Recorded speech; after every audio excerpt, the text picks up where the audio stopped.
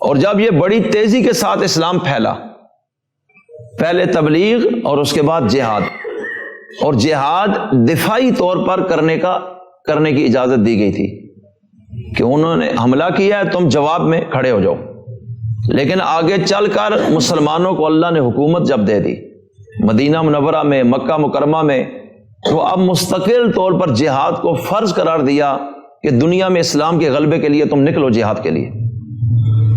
انفروا خفافا وثقالا، ہلکے ہو یا بوجھل ہو، اللہ کے راستے میں نکلو، تمہیں نکلنا پڑے گا۔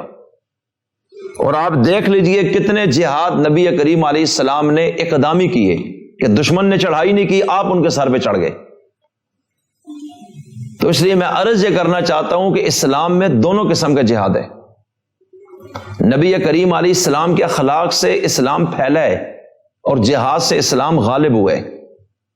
دنیا میں اربوں لوگ اسلام میں آئے اور یہ اس کے سچا ہونے کی دلیل ہے، اور قرون اولیٰ کے مسلمانوں کے مخلص ہونے کی دلیل ہے۔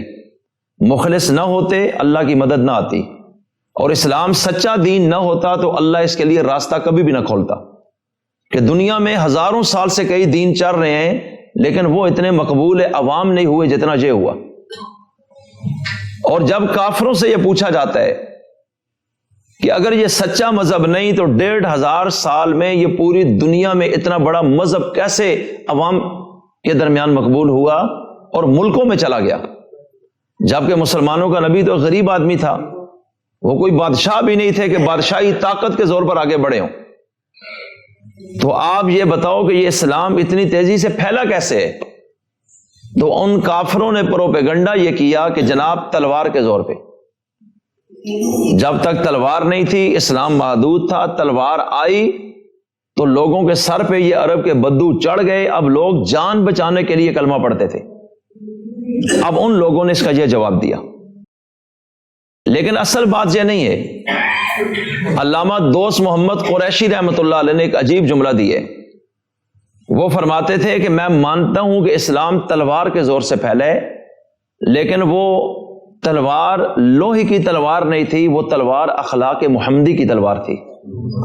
اسلام اس سے پھیلا ہے، ورنہ حضرت عمر جیسا دلیر آدمی کس تلوار سے ڈر کے کلمہ پڑھ گئے؟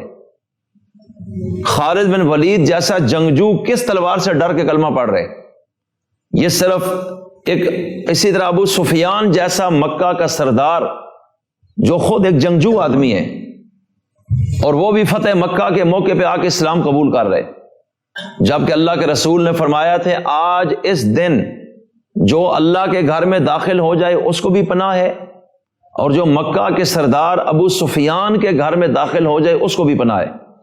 حالانکہ ابو سفیان ابھی تک مخالف تھے، کلمہ بھی نہیں پڑھا تھا۔ تو آپ کے اس اخلاق کو دیکھ کر ابو سفیان آپ کے قدموں میں آ گئے۔